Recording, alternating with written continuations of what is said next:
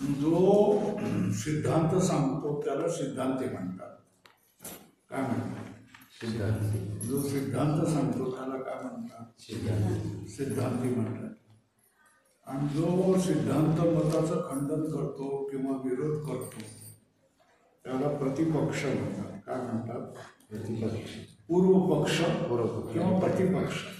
काय म्हणतात? भांडणारा आणि भांडणाऱ्याला उत्तर देणार हे साधी गोष्ट आहे. पूर्वपक्ष म्हणजे भांडणारा आणि हा काय आरोप करणारा भांडणारा आणि हा काय करणारा आरोपाचं खंडन करणारा. बरोबर आहे.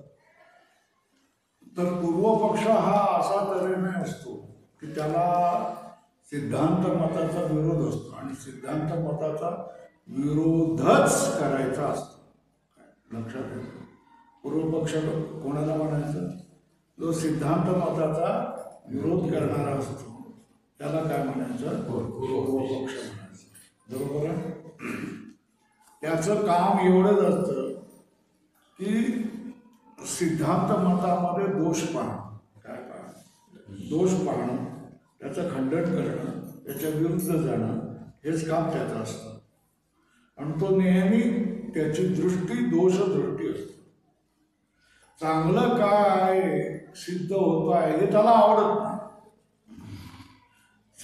म्हणजे जशा तऱ्हेनं आपण म्हणतोय की काही लोकांना दुसऱ्याचं बरं होत आहे आवडतच नाही, आहे ना. दुसऱ्याचं बरं होत आहे, दुसऱ्याचा मुलगा इंजिनियर झाला त्यांना दुःख होतं, दुसऱ्याचा व्यापार चांगला चालला, धंदा चांगला चालला की त्याला दुःख होतं. दुसऱ्याने कॉन्ट्रॅक्ट घेतलं तर त्याला एकदम पैसे लागले तर त्याला दुःख होतं. एखाद्याला लॉटरी लागली तर त्याला दुःख होतं. हे जे मंडळी आहेत की दुसऱ्याचं बरं चाललेलं आहे हे जे पाहायला तयार नसतात त्याला काय म्हणतात? पूर्वपक्ष. आहे ना. आणि सिद्धांत मत हा सरळ आपल्या रस्त्याने चाललेला असतो. त्याचा स्वतःचा असा काही सिद्धांत असतो आणि या सिद्धांतानुसार तो चालत असतो. सिद्धांताचं म्हणणं आहे की माझ्या ग्रंथाचा विषय जीव आणि ब्रह्माचं ऐक्य आहे. हा जीव आणि ब्रह्माचा ऐक्य हा विषयच संभवत नाही, है ना. कारण जीव नाना आहे ना, ब्रह्म एक आहे. नाना आणि ब्रह्माचा एक कसं काय होणार? हे पूर्वपक्षाने आरोप केलेले आहेत. हे आरोप केलेले आहेत त्याचा समाचार घेण्याचं काम सिद्धांताने केलेलं आहे ना. आणि इथपर्यंत आलं सिद्धांत मताने विषयाची सिद्धी ही चौथ्या किती 32 पानावर आपण आलेलं आहे. काय सांगतोय तो? सिद्धांत मताने विषयाची सिद्धी. बरोबर आहे. सिद्धांत मताने काय सांगितलेलं आहे की ब्रह्म एक आहे हे बरोबर आहे ना. आणि जीव अनेक आहे. पण जीव ज्यावेळेला तुम्ही म्हणता तेव्हा जीव हे अंतःकरण विशिष्ट चैतन्याला काय म्हटलं जातं? जीव म्हटलं जातं. बरोबर आहे ना. तर जीव या शब्दाचा वाच्यार्थ म्हणजे खराखुरा शब्द बोलल्यानंतर पहिला प्रथम जो अर्थ लक्षात येतो त्याला वाच्यार्थ म्हटलं जातं. काय म्हणजे कसं? वाच्यार्थच तुम्हाला समजावून सांगतो.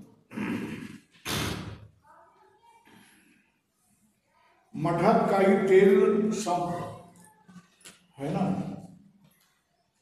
तर तो मठ जरा टेकडीवर आहे थोडंसं आणि गंगेच्या काठी दुकान आहे. दुकान असेल तर गंगेच्या काठीच असेल ना. तर शिष्याने सांगितलं की महाराज भंडारा तर आहे पण तेल संपलेलं आहे, आपल्या पोटाला तेल नाही. तर महाराज काय म्हणाल? गंगेवरून तेल आणा. काय जा गंगेवर जा, गंगेवरून तेल आण है ना. तर गंगेवर तेल कसं काय असेल? नसणार है ना. गंगा ही पाण्याचा प्रवाह आहे, तो काय तेलाचा प्रवाह थोडाच आहे का? किती तेल बकेट भरून आणली असं. मग गंगा गंगा याचा अर्थ काय? नदीचा प्रवाह. गंगेवर म्हणजे काय? गंगेच्या नदीच्या पाण्याच्या प्रवाहावर तिथून आण असा अर्थ होतो. हा अर्थ होत नाही, व्यवहारामध्ये जमत आहे ना. मग काय करायचं? गंगेच्या प्रवाहाजवळ कोण आहे? काठ आहे, किनारा आहे. त्या किनाऱ्यावर सगळी दुकानं आहेतच ना सगळी. मग त्या दुकानातून तेल आण. आता गंगेवरून तेल आण याचा अर्थ काय झालं? गंगेच्या काठावर जी दुकान आहे त्याच्यावरून तेल आण असं म्हणतात. याला म्हणतात लक्षात. याला काय म्हणायचं? लक्षात म्हणतात. गंगेवरून याचा वाच्यार्थ काय म्हणत झाला? गंगा नदीच्या प्रवाहावरून असा हा वाच्यार्थ झाला. सरळ सरळ जगाला शब्द तुम्ही ऐकता, जगाला तुमचा त्याचा अर्थ जो लक्षात येतो त्याला वाच्यार्थ म्हणतात है ना.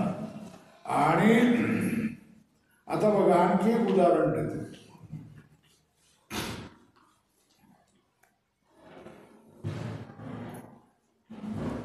आता कोणी डोळे गेलेला माणूस असेल है ना, तर त्यांना आपण आंधळा अशा शब्दाने तो बघा आंधळा येतोय किंवा हे आंधळ या असं कोणी बोलेल का? नाही बोलत है ना. तर मग जे समजदार लोक आहेत ते काय म्हणतील?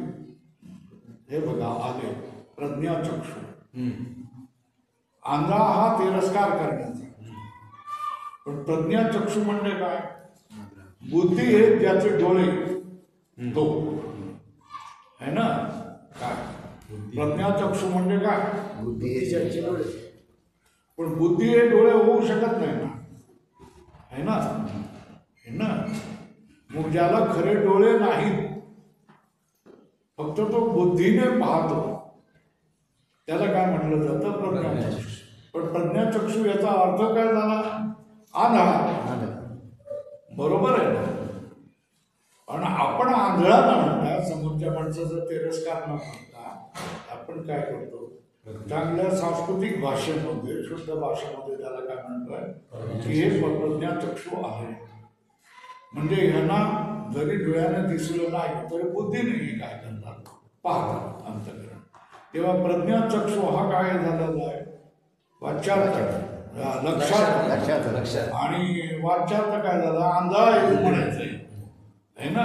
पण म्हणताना तुम्ही आंधळा म्हणणं तर त्या जीवाला वाईट वाटतं, म्हणून आपण काय म्हणतो? प्रज्ञाचक्षु म्हणतो. बरोबर ना. इथे सुद्धा आंधळा न म्हणता काय करतोय? पण बुद्धी हे ज्याचे डोळे आहेत असं म्हणतो. तेव्हा वाच्यार्थ आणि लक्षार्थ याच्यामध्ये तुम्हाला फरक लक्षात आला का? अंतःकरण हे विशेषण झालं है ना जीवाचं, तर त्याला जीवपणा येतो. त्याला काय म्हटलं जातं? जीव म्हटलं जातं. आणि तो असा जीव किती आहेत? अनेक आहेत. बरोबर आहे. आणि त्याची एकी होऊ शकत नाही है ना. आणि अंतःकरणाची सुख दुःख हे अंतःकरणाचे धर्म आहे. विशेषण झाल्यामुळे ते धर्म त्याच्यावर येते. बरोबर आहे ना. जशा तऱ्हेने तुम्ही लाठी घेतली आहे ना, तर लाठी घेतली म्हणजे हा लाठीने मारता येतं. लाठी घेऊन आला म्हणजे मारणार आहे असं झालं ना. तुम्ही नुसते आलात तर तुम्हाला काय? पण लाठी घेऊन आला म्हणजे हा मारायला आलाय. लाठीचे धर्म, लाठी मारण्याच्या कामाला येते. लाठी घेऊन आलाय म्हणजे हा मारायला आलाय असाच आपण अर्थ समजतो ना. लाठीचे जे धर्म आहेत मारणं, हे धर्म साध्या सुद्धा माणसावर सुद्धा आलेले नाही. विशेषणाचे धर्म विशेषावर उतरतात. विशेष म्हणजे ज्याला विशेषण लागतं ते समजावून सांगितलेलं आहे सगळं. की जसं कमळ आहे, ते कमळाला कोणी पुजाऱ्याने सांगितलं लाल कमळ आणा, फक्त लाल कमळ आणा. तर लाल कमळ आणा म्हणजे आता कमळ आणा म्हणून सांगितल्यानंतर तो स्वतंत्र आहे. निळं कमळ आणे, सफेद कमळ आणे, हिरवं कमळ आणे, कुठलीही कमळ जी आहे ती घेऊन तो घेऊन. पण तो म्हणताय ना गणपतीसाठी लालच कमळ आणा म्हणून सांगितलं. मग तो आणणारा माणूस काय करणार? बाजारात बघणार किंवा तळ्यात बघणार कुठे लाल कमळ काय. बाकीची कमळांना बाजूला करून लाल या शब्दाने बाकीच्या कमळाला बाजूला केलं आणि त्याला विशिष्ट केले.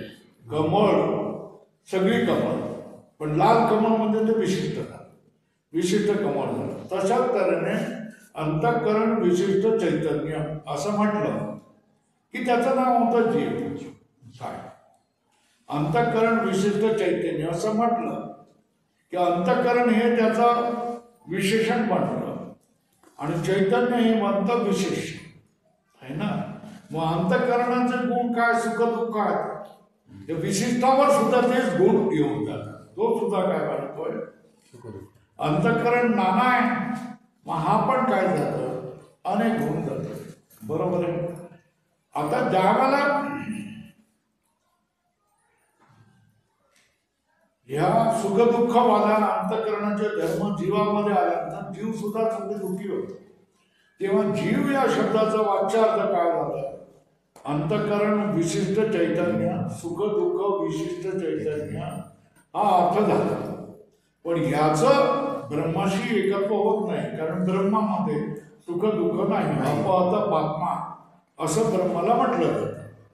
तेव्हा त्याच्यावर सुख दुःख अशा कुठल्याच गोष्टी नसतात. आणि त्याच्याशी जो जाऊन चिपटून बसेल है ना, त्याच सुद्धा काय सुख दुःख या सगळ्या गोष्टी नष्ट होऊन जातात. तुकोबाराय काय म्हणतात सांगशील का? नाही नाशते सुख विधले दयास. काय अंतःकरण पाहिजे. हा, नाही नाशते सुख विधले दयास. जो देवाच्या जवळ जातो त्याला असं ज्याचा नाश होत नाही ते सुख त्याला दिलं जातं.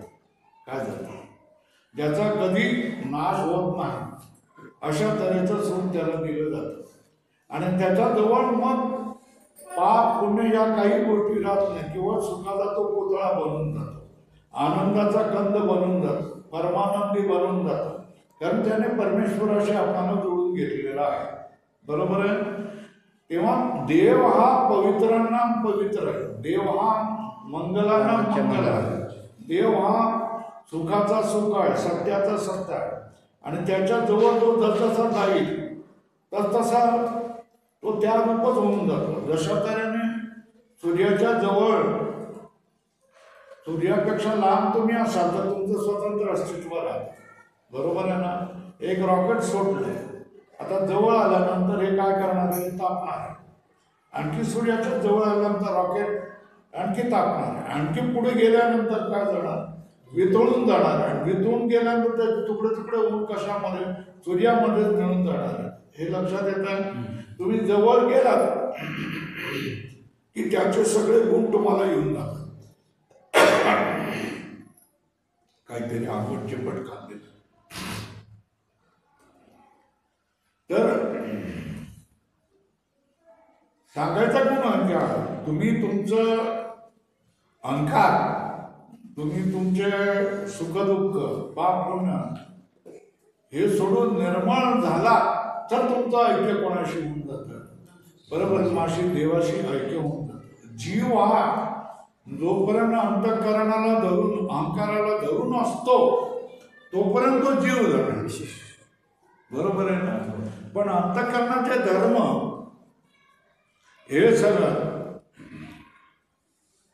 हे सगळे त्याने सोडले तर तो देवत्वाला प्राप्त होऊन. जीवाचा ऐक्य कसा होणार?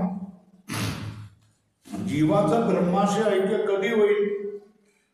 तो पाप पुण्य रहित बनला तर, अविद्या रहित बनला तर, अंतःकरण रहित बनला तर तो शुद्ध चैतन्याशी त्याची एकजूट होऊ शकेल. है ना. आता बघा, अंतःकरण हे जर विशेषण झालं तर जीव विशिष्ट बनतो. काय बनतो? जीव विशिष्ट. अंतःकरण विशिष्ट कोण बनतो? विशिष्ट चैतन्य. कोण बनतो? त्याचं नाव काय होतं? जीव होतं. बरोबर आहे. आणि ज्या वेळेला हे अंतःकरणाचं विशेषण सोडून देतो, हे माझं नाही आहे, त्यावेळेला अंतःकरण बाजूला असतं, पण ते त्याचं विशेषण बनत नाही. ते ज्या वेळेला त्याची उपाधी बनते आहे ना, त्यावेळेला उपाधी आणि विशेषण या दोघांमध्ये फरक आहे. उपाधीचे गुण याच्यावर येत नाही, पण विशेषण बनलं तर त्याचे गुण जीवावर येणार. तर अंतःकरण विशिष्ट याचा अर्थ काय? अंतःकरण याचं विशेषण बनलेलं आहे. कोणाचं? जीवाचं. मग तो काय होणार आहे? नाना बनणार आहे, सुख दुःख त्याच्याजवळ येणार आहे, आणि त्याचं ब्रह्माशी एकजूट कधीही होऊ शकत नाही. बरोबर. याच्या उलट अंतःकरणाला उपाधी मानलं आहे ना. जसं काय का तुम्ही मुंबईच्या जवळ समुद्रात गेला, बरोबर आहे, आणि त्या समुद्रात गेल्यानंतर तुम्ही एक बादलीभर पाणी वर काढलं, बरोबर आहे. बादलीभर पाणी तुम्ही वर काढलं. मग आता हे पाणी बादलीभर तुम्ही वर काढलं तर तुम्ही बादली त्याचं विशेषण झालं ना, बादली भर पाणी असं म्हणाल, बरोबर. आता हे समुद्रापासून वेगळं झालं, बरोबर आहे. वेगळं झालं असं वाटतं, पण त्याच्याकडे तुम्ही बघितलं तर सागरापेक्षा वेगळं नाही. ह्याला चाकून बघितलं तर हे पण खारट, ह्याला चाकून बघितलं तर हे पण खारट, दोन्ही खारट आहे. पण ह्या त्या एक कणाला जरी तुम्ही धरलं आणि त्याला विचारलं तू कोण आहे, तर ते म्हणणार मी समुद्र आहे, हे ना. काय म्हणणार आहे? समुद्रच आहे असंच म्हणणार ना. आणि ते बादली तुम्ही टाकलं, पुन्हा काय झालं? ते समुद्रच होतं ना. ते पहिलेही समुद्र होता, नंतरही समुद्र होता, आणि मध्येही काय होतं? समुद्रच होतं. मध्ये फक्त काय केलं? बादली ही काय झाली? त्याची उपाधी झाली, बरोबर आहे ना. बादलीने त्याच्यामध्ये काय फरक पडला नाही. फक्त तुम्ही म्हटलं काय, बादली भर पाणी एवढंच तुम्ही म्हटलं, बरोबर आहे. पण तो समुद्र तिन्ही वेळेला काय राहिला? समुद्रच राहिला, बरोबर आहे. तशा तऱ्हेने ज्या वेळेला अंतःकरणाला उपाधी मांडतात, अंतःकरणाला उपाधी मांडतात, तर चैतन्य सुद्धा बादलीमध्ये आलेलं पाणी तशा तऱ्हेने अंतःकरणाच्या घेऱ्यामध्ये आणलेलं चैतन्य. पण हे अंतःकरणाचे गुण या चैतन्यावर आलेले नाही, ते शुद्ध चैतन्यच राहील, बरोबर आहे. तर त्याला म्हणतात उपहित. काय म्हणतात? उपहित. अंतःकरण विशिष्ट आणि अंतःकरण उपहित या दोघांमधला फरक समजला का? अंतःकरण विशिष्ट म्हटलं की त्याला काय म्हणायचं? जीव म्हणायचं. अंतःकरण उपहित म्हटलं की त्याचं नाव साक्षी. तुमच्या मान्यता जशा आहे त्याप्रमाणे तुमचे अर्थ बदलत जातात. अंतःकरण त्याला विशेषण म्हणून चिकटलं की ते काय बनतं? जीव बनतो. आणि अंतःकरण विशेषण न बनता उपाधी रूपाने राहिला तर ते त्या जीवाला काय म्हटलं जातं? जीव असं म्हटलं जात नाही. साक्षी, कुटस्थ, त्वमपदाचा, लक्षार्थ अशी नावं दिली जातात. काय जातात? साक्षी, कुटस्थ, त्वमपदाचा, लक्षार्थ. आणि हा शुद्ध चैतन्य आणि ते ब्रह्मचैतन्य यांची एकच म्हणजे कसं? अंतःकरण उपहित चैतन्य, अंतःकरण विशिष्ट चैतन्य हा जर अर्थ धरला, वाच्यार्थ धरला, तर त्याची एकजूट कधीच होत. भांडणं कशावरून होतात? की तुम्ही जीवपदाचा वाच्यार्थ वाच्यार्थ धरताय का लक्षार्थ धरतात, याच्यावरून भांडण होतं. जीव पदार्थ वाच्यार्थ धरला तर जीव आणि ब्रह्माचा ब्रह्माचं ऐक्य होऊ शकणार नाही. पण पूर्व पक्ष जीव पदाचा वाच्यार्थ धरून तुमच्याशी मांडण करेल आणि सिद्धांती काय म्हणे की माझ्या मताने वाच्यार्थ नाहीच आहे ना. वाच्यार्थ जो जीव आहे, अंतःकरण विशिष्ट जो चैतन्य आहे, जो जीव आहे, त्याचा आणि ब्रह्माची एकत्रित कधी होऊ शकत नाही. मी मानतो ना बाबा, है ना. मग कोणाची माझ्या मताने जीव पदाचा जो लक्षात आहे, कूटच चैतन्य, साक्षी चैतन्य है ना, तो पदाचा लक्षात आहे, या लक्षार्थाचा आणि ब्रह्माची एकरूप होऊ शकते. आणि तीच आम्हाला अभिप्रेत आहे. आणि तोच हा काय याचा विषय आहे. कोणाचा विषय आहे? विचारसागर. या विचारसागराचा विषय. आणि म्हणून जीव आणि ब्रह्माची एकजूट होऊ शकते. विषय या सिद्धांत मताने विषयाची सिद्धी होते. जीव आणि ब्रह्म यांची एकजूट होऊ शकते. जीव पदाचा लक्षार्थ जो आहे तो आम्ही धरत होतो. जीव पदाचा वाच्यार्थ अंतःकरण विशिष्ट चैतन्य. जीव पदाचा लक्षार्थ काय? अंतःकरण उपहित चैतन्य. उपहित आणि विशिष्ट हे दोन शब्द तुम्ही वाचले की अर्थ एकदम जमीन आसमानातला बदल. आता काय सांगितलंय? पूर्वी एक शंका केलेली आहे.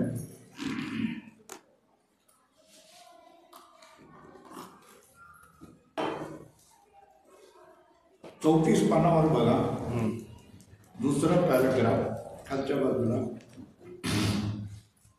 अंतःकरण अधिष्ठान चैतन्याला साक्षी म्हणाले, है ना. याचा अर्थ काय?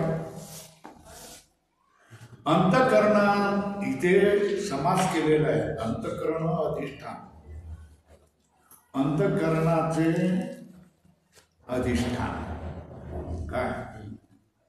अंतःकरणाचे अधिष्ठान. अधिष्ठान म्हणजे आधार, आश्रय असा.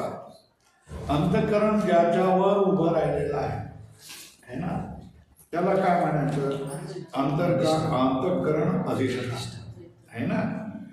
आणि ते हे चैतन्याचं विशिष्ट, चैतन्याचं विशेषण आहे. काय? अंतःकरणाचे अधिष्ठान. हे चैतन्य कसं आहे? अंतःकरण ज्याचं अधिष्ठान आहे, आश्रय आहे, त्याला काय म्हणा? साक्षी. त्याचं नाव काय? साक्षी. अंतःकरण ज्याचं अधिष्ठान आहे त्या चैतन्याला काय म्हणाले? साक्षी म्हणाले. तर ती अंतःकरण किती आहे? तुमचं अंतःकरण वेगळं आहे, तुमचं अंतःकरण वेगळं आहे, माझं अंतःकरण वेगळं आहे, यांचं अंतःकरण वेगळं आहे. सगळ्यांची अंतःकरणं, प्रत्येकाची अंतःकरणं वेगवेगळी आहे. ही अंतःकरणे अनेक असल्यामुळे साक्षी देखील किती झाला? साक्षी किती झाले? अनंत झाले. आता साक्षी देखील अनंत झाला ना. आणि ब्रह्म एक आहे, अनंत आणि एक, याचं एकत्व कसं होणार? हे पूर्व पक्षाची शंका आहे. शंका समजली तर मग तुला समजेल पुढचं काय. शंका काय? अनेक आणि यांचं ऐक्य कसं होणार? ब्रह्म एक आहे आणि साक्षी चैतन्य अनेक आहे. तुम्ही अधिष्ठान माना किंवा विशेष माना, काही माना, साक्षी अनेक आहे. प्रत्येकाचं अंतःकरण वेगळं आहे ना. तर प्रत्येकाचं अधिष्ठान चैतन्य वेगळं असणार है ना. हे अनंत आहे. हे अनंत चैतन्य आणि तो एक चैतन्य यांचं एकत्व कसं काय होणार? हा प्रश्न इथे लिहा. परिच्छेदामध्ये काय लिहा? शंका किंवा प्रश्न असं लिहा. पुस्तकात लिहा, तुमचं स्वतःचं पुस्तक असेल तर. म्हणून त्या अनेक साक्षीचे एक ब्रह्माशी एकत्व घडत नाही अशी शंका केली होती. बरोबर आहे. इथे आपण आलो. शंका काय केलेलं आहे? अंतःकरणाचं अधिष्ठान जे चैतन्य आहे ना, अंतःकरण नाना आहे म्हणून अंतःकरणाचे अधिष्ठान चैतन्य अनेकही होणार. अनेक आणि एकाच एकत्व कसं काय होणार? नाही होणार. बरोबर आहे. अशी शंका केली होती. तिचे समाधान असं आहे की व्यापक चैतन्याच्या म्हणजे ब्रह्माच्या कल्पित भागास अंतःकरण ही उपाधी आहे. त्या भागात साक्षी अशी संज्ञा आहे. संज्ञा म्हणजे नाव. संज्ञा याचा अर्थ काय? बरोबर आहे ना. जो हे ब्रह्म हे व्यापक चैतन्य आहे ना. ब्रह्म हे व्यापक चैतन्य. व्यापक चैतन्य म्हणजे काय? सगळीकडे असलेलं आहे ना. सगळीकडे म्हणजे सगळे पदार्थ तिथे त्यामध्येही आहे आणि त्याच्या बाहेरही ते आहे ना. बरोबर आहे. तुम्ही बादली घेतली, ड्रम घेतला, हे घेतला तर त्या ड्रम मध्ये आहे, बादलीमध्ये आहे, टाकीमध्ये आहे, मोठ्या तलावामध्ये आहे. तरी पण काय केलंय त्याच्या बाहेरही समुद्राचं जैल असतं की नाही, पाणी असतं की नाही. ते व्यापक चैतन्य. व्यापक चैतन्याचं नाव काय? ब्रह्म. काय? हा व्यापक चैतन्याचा म्हणजे ब्रह्माचा आहे ना. या ब्रह्माच्या कल्पित भागास है ना. याचा एक कल्पना करून तुम्ही एक तुकडा बनवला, कल्पित तुकडा. याला काय? अंतःकरण उपाधी आहे. याची उपाधी काय? अंतःकरण. बरोबर ना. जशी समुद्राचं पाणी व्यापक आहे ना. तुम्ही बादली घेतली आणि बाजूला काढलं आहे ना. मग ते पाणी काय झालं? बादलीतलं पाणी झालं ना. आता ही काय झाली? हे बादलीतलं पाणी काय म्हणतात? बादली लावली म्हणून. बरोबर आहे ना. नाहीतर तो काय पुन्हा टाका समुद्रच आहे. बरोबर आहे. तो समुद्रच आहे. त्या बादलीतल्या देखील प्रत्येक कणाला तुम्ही विचारून बघा, तू कोण आहे? तर तो म्हणणार मी समुद्रच आहे. बरोबर आहे ना. बादलीतल्या प्रत्येक कणाला तुम्ही विचारून बघा की तू बाबा कोण आहे? तो म्हणाल मी समुद्रच आहे. मी बादली तात्पुरता आलेला आहे ना. बादलीने मला पकडलं म्हणून, नाही तर मी समुद्रच आहे असं तो म्हणेल ना. म्हणजे त्या कणाला थोडस बोलण्याची शक्ती आली आणि तुम्ही त्याला विचारलं की बाबा रे तू कोण आहे? तो म्हणाल मी समुद्रच आहे. बरोबर आहे.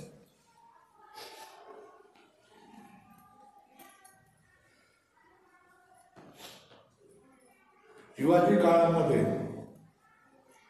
लढले होते ना. ते कोण लढले होते? मराठे. बरोबर. आणि आजचा कोणी मराठा त्याला विचारलं तू कोण आहेस? तोही म्हणतो का मी मराठा आहे. पण लढले होते ते कोण होते? है ना. तू एक जीव आहे ना. तर स्वतःला कोण म्हणतोय? मराठा म्हणतोय है ना. तो एक कुठल्या तरी गावातला एक छोटासा माणूस आहे. बरोबर. पण तो अभिमान काय करतोय की आम्ही त्यावेळेला लढलो होतो, शिवाजी बरोबर लढलो होतो. अरे तुझे बापजादे लढले असेल, तू कुठे लढला? पण तो अभिमान करतोय मी त्यांचाच माणूस आहे. व्यापक आहे ना. मराठी ही जाती काय व्यापक आहे. पण त्याच्यामधलं एक कण देखील अभिमान करतो. काय करतोय? मी मराठा आहे ना. किंवा वंजारी म्हणा. वंजारी म्हटलं तर तुमचं काय, पण तो सगळी जी जाती आहे तो जातवाला मी आहे म्हणून म्हणतोय. तशाच तऱ्हेने समुद्राचं एक पाण्याला कणाला विचारलं तुम्ही की तू कोण आहे? तो म्हणणार समुद्र झालं दुसरा कोण आहे. बरोबर. तशाच तऱ्हेने व्यापक चैतन्य कोण आहे? ब्रह्म आहे. या व्यापक चैतन्याच्या जो कल्पित भाग बाजूला काढला, कल्पित भाग असतो याला काय आहे? कल्पित भाग एवढा भाग आहे. याला उपाधी कुठली आहे? अंतःकरण. कुठली आहे? अंतःकरण उपाधी आहे. त्या भागाला, त्या कल्पित भागाचं नाव काय? साक्षी. व्यापक चैतन्याचे भाग तुम्ही करू शकत नाही आहे ना. तुम्ही तुकडे करू शकत नाही कारण त्याचा अवयव असूच शकत नाही. बरोबर आहे. फक्त घेरल्यासारखं आपल्याला वाटतंय है ना. तर त्या घेरल्यासारखं वाटतंय त्याला काय म्हणतात? त्या भागाला काय नाव आहे? साक्षी. एवढ्या भागामध्ये काय आलंय? व्यापक चैतन्य आलं है ना. तर ती उपाधी मानली त्याला. तर याचं नाव काय झालं? या उपाधीच्या आतमध्ये आलेलं उपहित जे झालं त्याचं नाव काय झालं? साक्षी. बरोबर आहे. साक्षी अशी संज्ञा आहे. म्हणजे आता बघा, तुमच्यामध्ये साक्षी आहे की नाही? तुमच्यामध्ये साक्षी आहे की नाही? तुमच्यामध्ये साक्षी, प्रत्येकामध्ये साक्षीच आहे. हे साक्षी अनेक झाले. अनेक झाले म्हणजे साक्षीचा भेद झाला की नाही? बरोबर ना? हे साक्षीचा भेद जो झाला हा कुणामुळे झाला? अंतःकरणामुळे, घटामुळे, अंतःकरणामुळे. पण त्या अंतःकरणाला तुम्ही काय मानलंय? उपाधी. तो हा जो भेद झालेला आहे, हा साक्षी वेगळा, हा साक्षी वेगळा, हा साक्षी वेगळा, हा साक्षी वेगळा, हा साक्षी वेगळे, साक्षीचे जे वेगळेपण आहे, हे वेगळेपणाला कारण कोण? उपाधी. अंतःकरण. अंतःकरण रूप उपाधी. काय काय? अंतःकरण रूप कोण आहे? उपाधी कारण. म्हणजे साक्षीचा भेद उपाधीकृत आहे. काय करायचं? साक्षीचा भेद उपाधीकृत आहे म्हणजे काय? वस्तुगत भेद नाही. वास्तवामध्ये तो भेद नाही, वस्तुगत नाही, म्हणून साक्षी एकच आहे. अधिक स्पष्ट करूया आपण, है ना? संपूर्ण आभाळ आहे ना, ही ओंजळ तुम्ही धरली. आता या सगळ्या आभाळामध्ये तुम्ही हे ओंजळ धरली म्हणजे या ओंजळीमध्ये आकाश आला की नाही? है ना? पण या आकाश ओंजळीमध्ये आला असं तुम्हाला भासतंय, पण वास्तवामध्ये ते वेगळं आहे का? ओंजळीने तुम्ही आकाशाला वेगळं करू शकता का? मी टाकतो असं म्हणू शकता का? नाही म्हणू शकत. बरोबर आहे ना? ते आकाश हे झालं, उपाधी बाजूला झाली की ते आकाशच राहतात. हे लक्षात येतं का? हे महाआकाश आहे. हे महाआकाशाला ज्यावेळेला कुठली उपाधी लागलेली नसते त्यावेळेला तुम्ही काय म्हणतात? महाआकाश. काय म्हणतात? आकाश म्हणतात.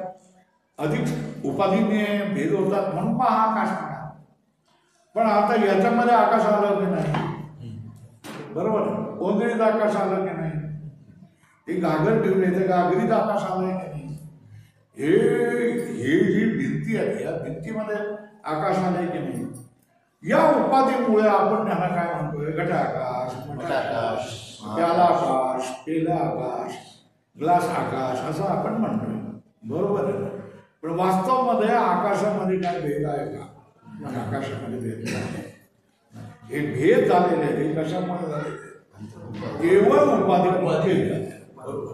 हे खरे भेद नाही.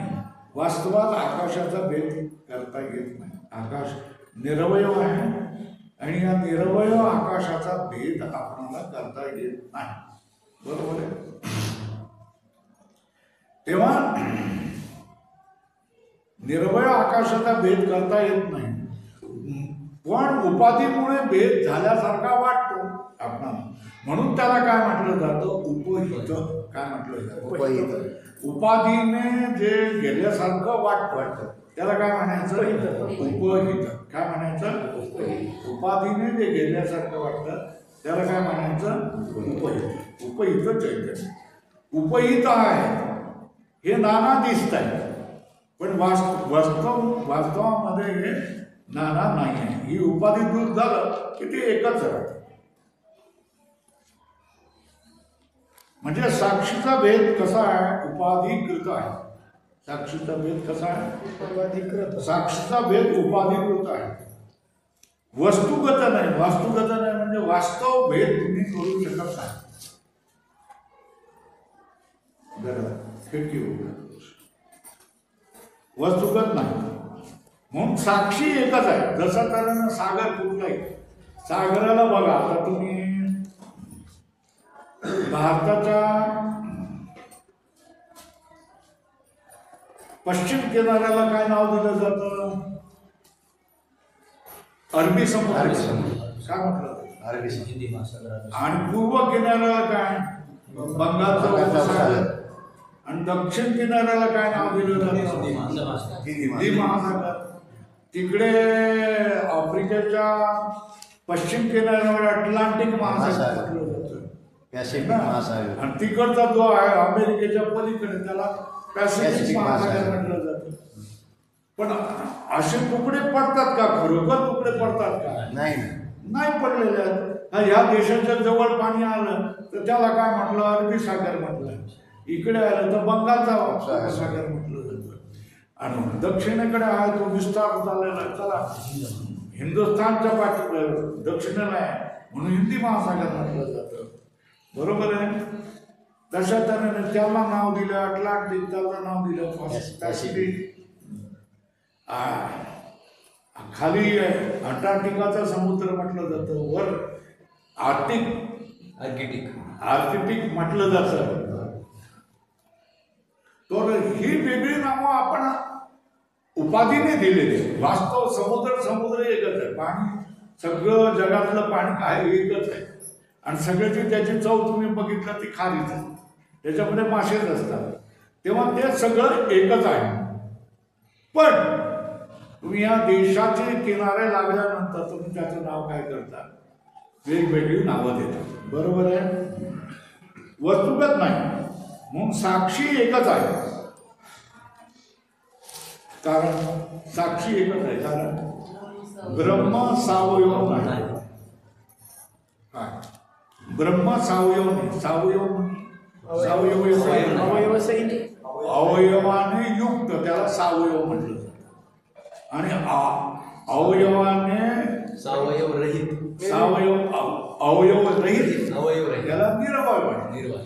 काय अवयव सहित त्याला सावयव म्हटलं जातं. अवयवासे रहित त्याला काय म्हटलं जातं? निरवय. ब्रह्म ही वस्तू है ना, कशी सावयव नाही. सावयव नाही याच्यावर निरवयव. अवयव नाही त्याला. आकाशाचा अवयव तुम्ही काढून दाखवा. आकाशाचा अवयव तुम्ही काढून दाखवू शकता का? नाही दाखवू. हा आकाशापासून वेगळा भाग केला असं दाखवू शकता का?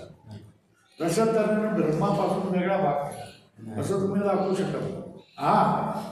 ही वस्तू आहे ना, याचा तुम्ही दोन तुकडे करू शकता.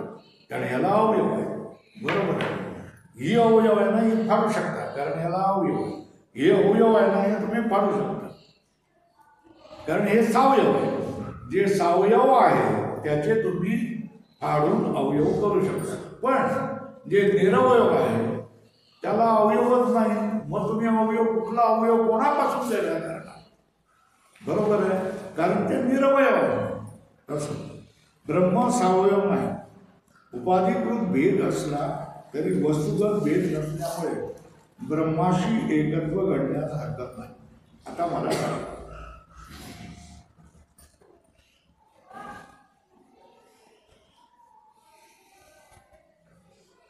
जीवाचे साक्षी चैतन्याचे भेद झाले है ना, पण हे भेद कशामुळे? उपाधी. कोणती ती उपाधी? अंतःकरण उपाधीमुळे साक्षी चैतन्याचे भेद झालेले. पण हे भेद उपाधीमुळे झालेले आहे त्याच्यामध्ये खरे नाही. जसे घटाकाश, मठाकाश, गोंधळी आकाश, ग्लास आकाश हे भेद दिसत असले तर ते उपाधीमुळे झालेले भेद आहे. मग ते खरं नाही. शेवटी आपण त्याला काय म्हणतो? आकाशच म्हणत असतो ना. तशाच तऱ्हेने ब्रह्मचैतन्याचे अवयव तुम्ही पाडू शकत नाही ना. ब्रह्मचैतन्याचे अवयव तुम्ही पाडू शकलं असतं तर ब्रह्मचैतन्य सावयव झालं असतं. काय झालं? सावयव. मग त्याचे अवयव तुम्ही पाडले असते आणि वेगवेगळी नावं दिली असती तर ते भेद खरे भेद झाले. काय झालं? खरे भेद झाले. हे भेद कसे झाले असते? खरे भेद झाले असते. आता ही आहे, ही अंगठा आहे, हा हात आहे, हे वस्तुगत भेद आहेत ना. बरोबर आहे. पण सगळे मिळून काय आहे? शरीर आहे. पण तरी पण तुम्ही याला काय म्हणताय? अंगठा म्हणताय, याला हात म्हणताय, याला बाहू म्हणताय. बरोबर आहे. तर ज्या वेळेला उपाधिकृत भेद होतात ते भेद दिसणारे असले तरी वस्तुगत भेद नसतात. वास्तव भेद नसतात. बरोबर आहे. पुढे बघा. उपाधिकृत भेद असला तरी वस्तुगत भेद नसल्यामुळे ब्रह्माशी एकत्व घडण्यास हरकत नाही. हे काय अधोरेखा काय सांगितलं? उपाधिकृत भेद असला भेद असला तरी वस्तुगत भेद नाही ब्रह्माशय आहे ना. हरकत नाही. जशा तऱ्हेने घटाकाश मठाकाशाचं लिहून टाका लागेल. घटाकाश मठाकाश हे उपाधिकृत भेद आहे, ते खरे भेद नाही. तशाच तऱ्हेने साक्षी चैतन्याचे भेद अंतःकरण रूप उपाधीने झालेले असले तरी ते खरे भेद नाही.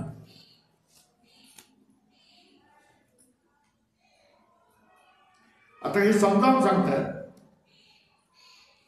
ही अधोरेखा केली. उपाधिकृत भेद असला तरी वस्तुगत भेद नसल्यामुळे ब्रह्माशी एकत्व घडण्यास हरकत नाही. इथपर्यंत आपण आलो. पुढे चला. असे पहा, हे समजावून सांगतात. असे पहा की निरवय आकाश सर्वत्र व्यापक आहे. त्यातील 50 घटात असणाऱ्या व्यापक आकाशाच्या प्रत्येक भागाला नाव काय असणार आहे? जसं साक्षी चैतन्य आपण म्हटलं ना, तुमच्यामध्ये साक्षी चैतन्य, याच्यामध्ये साक्षी चैतन्य, त्याच्यामध्ये साक्षी चैतन्य. घटाकाश अशी संज्ञा आहे.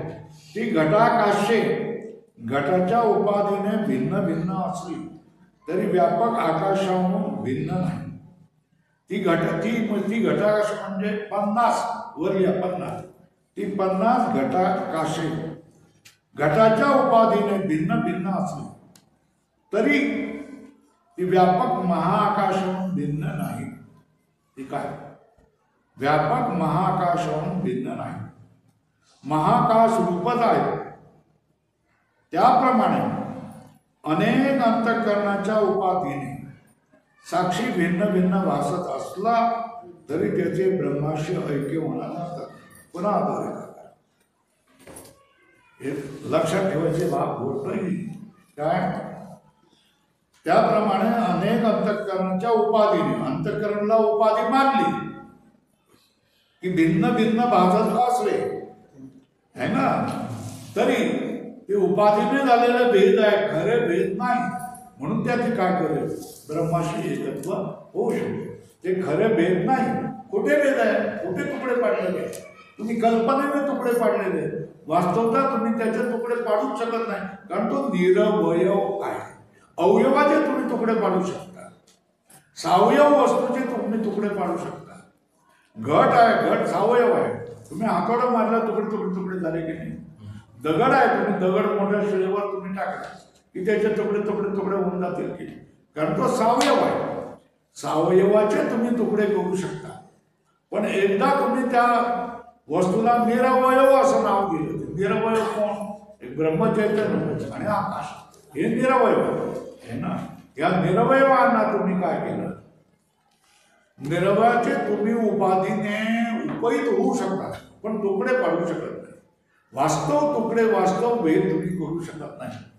ते उपाधीने वेगळे असल्यासारखे भासतात, दिसतात, पण ते वास्तव काय? वास्तव तो भेद नसतो. म्हणून साक्षी चैतन्याचे अंतःकरण रूप उपाधीने भेद असल्यासारखे जरी भागवत असलं तरी ते भेद खरे नाही. खरे नसल्यामुळे अंतःकरण चैतन्याचं जीव चैतन्य, साक्षी चैतन्याचं ब्रह्मचैतन्याशी एकजूट होऊ शकते. बरोबर? कारण उपाधीमुळे अनेक अंतःकरणाने उपहित चैतन्य, साक्षी चैतन्य अनेक असतील की नाही? मग अनेकाचं आणि एकाचं एकजूट कशी काय होईल? होऊ कशी शकते? वास्तव भेद नाही. वास्तव भेद नाही, उपाधिकृत भेद आहे. जसं आकाशाचे वेगवेगळे भेद पाडले म्हणून काय झालं? ते आकाश एकच आहे. बरोबर आहे ना? तशा तऱ्हेने अंतःकरण, तुमचं अंतःकरण, तुमचं अंतःकरण ही उपाधी मानली. तो उपाधिकृत भेद अनेक होऊ देत. हे भासणारे भेद आहे, कल्पित भेद आहे. आणि ते कल्पित भेद असल्यामुळे खरे भेद नाही. खरे भेद नाही तर हे चैतन्य देखील व्यापक चैतन्य, हे चैतन्य देखील व्यापक चैतन्य. दोघं चैतन्याचं, हे शुद्ध चैतन्य, ते शुद्ध चैतन्य, दोघांची एकजूट होऊ शकते. कारण भेद दिसले तरी भेद कसे आहे? उपाधीकृत भेद आहे. उपाधिकृत भेद हे खरे भेद नसतात. झालं हे अधोरेखा केला. त्याप्रमाणे अनेक अंतःकरणाच्या उपाधीने साक्षी भिन्न भिन्न भासत असले तरी त्याचे ब्रह्माशी ऐक्य होण्यास हरकत नाही. बरोबर आहे ना. पूर्व पक्षाने काय सांगितलं होतं? साक्षी अनेक, जीव अनेक आहे, त्यांचा एक ब्रह्म एक आहे. त्याचा ऐक्य कसं काय होईल? त्याच्यावर काय सांगितलं की जीवाचे दोन भाग कल्पित आहेत. एक अंतःकरण विशिष्ट चैतन्य, हा जीव शब्दाचा वाच्यार्थ आहे, आणि अंतःकरण उपहित चैतन्य हा काय झालेला आहे? साक्षी आहे. साक्षी चैतन्य आणि जीव चैतन्य, सुख दुःख जीवामध्ये राहतील, पण साक्षी चैतन्यामध्ये सुख दुःख राहत नाही. पण पूर्वपक्ष म्हणणार अंतःकरण अनेक आहेत, नाना आहेत, तर साक्षी चैतन्य पण नाना होतील की नाही होतील? त्याच्यावर म्हणतो हो होतील, पण हे जे भेद दिसत आहेत हे खरे भेद नाही आहे. हे अंतःकरण रूप उपाधीमुळे झालेले भेद आहे. उपाधीमुळे झालेले जे भेद असतात हे भेद खरे नसतात, खोटे असतात, भासणारे भेद असतात, कल्पित भेद असतात. त्याच्यामुळे मूळ चैतन्यामध्ये काही फरक पडत नाही. साक्षी चैतन्य आणि ब्रह्मचैतन्य यांचं एकत्व होऊ शकतात. कारण जे वेगवेगळे साक्षी चैतन्याचे जे भेद तुम्हाला दिसतात हे उपाधीमुळे दिसतात, आणि ते खरे भेद नाही. झालं. कारण ब्रह्म हे कसं आहे? निरवयव आहे, त्याचे तुकडे करता येत नाही, है ना. उपाधीमुळे भासतात, पण वास्तव तुकडे करता येत.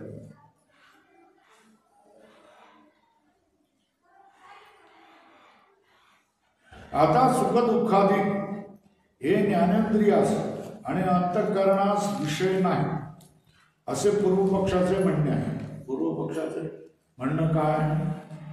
सुखाधिक ज्ञानेंद्रिय आणि अंतःकरणास विषय नाही. ज्ञानेंद्रिय कोणाला म्हणायचं? ज्ञानेंद्रिय किती आहेत? पाच. पाच आहे, है ना. चक्षु, श्रोत्र, कान, नाक, रसना, जीव आणि त्वचा. घ्राण आणि त्वक. चक्षु, श्रोत्र, कान, नाक, जीव, डोळे, त्वचा आणि जीवा, रसना, जिव्हा. जीवा, बरोबर आहे ना. चक्षु, श्रोत्र, रसना, घ्राण आणि त्वक हे पाच ज्ञानेंद्रिय आहेत. आणि या पाच ज्ञानेंद्रियाचे विषय रूप, रस, गंध, स्पर्श आणि शब्द हे विषय. त्याच्यामुळे जसं आपल्या मठामध्ये एखाद्याला पूजा कर म्हणून सांगितलं तर तो काय करणार? पूजाच करणार ना. आणि तुझं बाबा काम काय? तुझं काम आहे वाढण्याचं काम आहे, तर तू काय करणार? वाढण्याचंच काम करणार. त्याला सांगितलं की तू बाबा वाढण्याला सांगितलं तू पूजा कर, तर तो काय म्हणणार? माझं काम नाही, माझं काम नाही, मी पूजाच करणार, है ना. तसंच बाहेरच्या ह्याच्यामध्ये सुद्धा तुम्ही सुद्धा वाटता की नाही? आम्हाला शिकवण्याचं काम आहे, तुम्ही शिक्षा बाहेरचे कामं कशी काय लावता? शिक्षण बाह्य कामं कोणाकोणाची यादी करा, सूची करा, गावात सर्वे करा, हे कसं काय लावता? असं तुम्ही वाटता की नाही? हे आमची कामं नाही असं तुमचं म्हणणं असतं. तशाच तऱ्हेने चक्षु इंद्रिय म्हणणार की माझं काम पाहणं आहे, दुसरं काम माझं नाही, आहे ना. तर तशा तऱ्हेने चक्षु इंद्रियाचा विषय कुठला आहे? रूप आहे. घ्राणेंद्रियाचा विषय गंध आहे ना. श्रोत्रेंद्रियाचा विषय रस आहे. त्वगिंद्रियाचा विषय स्पर्श आहे. आणखी कुठलं राहिलं? रूप, रस, गंध, हा, गंध, गंध. रसनाचा विषय झाले. चव घेणं, हा, तिखट आहे, रसाची चव घेणं, हे आमचे विषय आहे. ह्याच्यापेक्षा आम्ही दुसरं काही काम करणार नाही. सुख आणि दुःख हे कुठे असतात? अंतःकरणामध्ये असतात. बरोबर आहे ना. तर हे सुख आणि दुःख हे अंतःकरणामध्ये असतात. तर ज्ञानेंद्रियांना ड्युटी दिलेली आहे. ड्युटी म्हणजे कर्तव्य. ज्ञानेंद्रियाला ड्युटी दिलेली आहे, कर्तव्य दिले आहे की तू फक्त बाहेरचे जे रूप, रस, गंध, स्पर्श शब्द आहे त्यांनाच काय करायचं, त्यांनाच पाहायचं, त्याचं ज्ञान करून द्यायचं. काय दिलंय ज्ञानेंद्रियांना कुठला विषय दिला? मला त्रास होता, बघितलं किती नाजूक झालं. ज्ञानेंद्रियांना विषय दिले, त्या विषयाचं काम ते करणार, त्याचं ज्ञान करण्याचं काम. ज्ञानेंद्रियांना सांगितलं तुमची ड्युटी म्हणजे तुमचं कर्तव्य बाहेर आहे. बाहेर जे कोणी असतील ते जसे आहेत तसं तुम्ही अंतःकरणाला काढायचं. बरोबर आहे ना? पण या ज्ञानेंद्रियाला आतमध्ये पाहता येत, आतमध्ये राजा काय करतोय हे पाहण्याचं त्याला कर्तव्य नाही दिलं. आतमध्ये कुठे बसतोय, कोण आहे, राजा नेमका कुठे आहे, इकडे गेलाय का तिकडे गेलाय का, रंगमहालात गेलाय का दरबारात गेलाय का आणखी कुठे गेलाय हे त्याला माहीत नसतं, मला माहीत नाही. आतमध्ये राजा आहे, तो काय करतोय हे मला माहीत, कारण मला ड्युटी बाहेरची. तशाच तऱ्हेने ज्ञानेंद्रियाला ड्युटी कसली आहे, बाहेरच्या विषयाची, बाहेरच्या विषयाचं ग्रहण करायचं, हे ज्ञानेंद्रियांना कर्तव्य दिलेलं आहे. आणि ती आतमध्ये काय चाललेलं आहे याची त्याला सुतराम ज्ञान नसतं. अंतःकरणामध्ये सुख आहे का दुःख आहे हे कुठल्या ज्ञानेंद्रियाला, डोळ्याला तुम्ही पाहिलं का? तो म्हणणार आपल्याला माहित नाही. बरं, रसनेला विचारलं पाहिलं का? भाऊ माझं कामच नाही ना, तर रस चाकणं एवढं माझं काम आहे, ते मी सांगू शकतो. अंतःकरणात काय आहे, मी कसं काय करू शकतो, तेव्हा ज्ञानेंद्रिय ही काय करू शकतात याला जाणू शकत नाही. अंतःकरणामधल्या सुख दुःखाला ज्ञानेंद्रिय जाणू शकत नाही. आता बघा, आता या तुमच्या डोळ्यामध्ये इथे मला इथे काहीतरी फोडबीड आहेत, दिसत आहेत का, मशासारखे आहेत है ना, किंवा इथे कोणाच्याकडे काय काळ असतं, काळी, तर हे तुम्हाला दिसतं का नाही दिसत? डोळ्यात नाही दिसत, नाही दिसत नाही.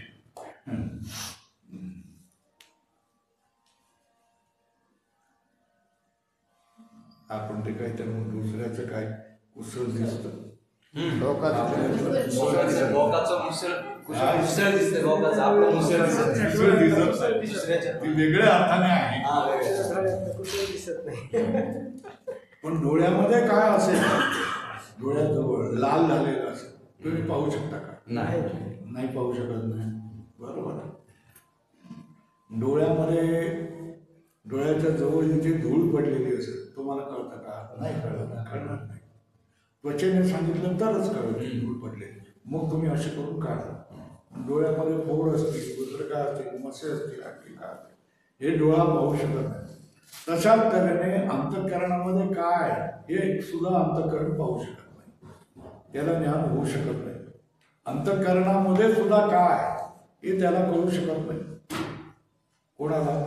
अंतःकरण. घंटे अंतःकरणाच्या जवळच, त्याच्यामुळे डोळा जसा डोळ्यातलं पाहू शकत नाही तशा तऱ्हेने अंतःकरणातलं अंतःकरण पाहू शकत.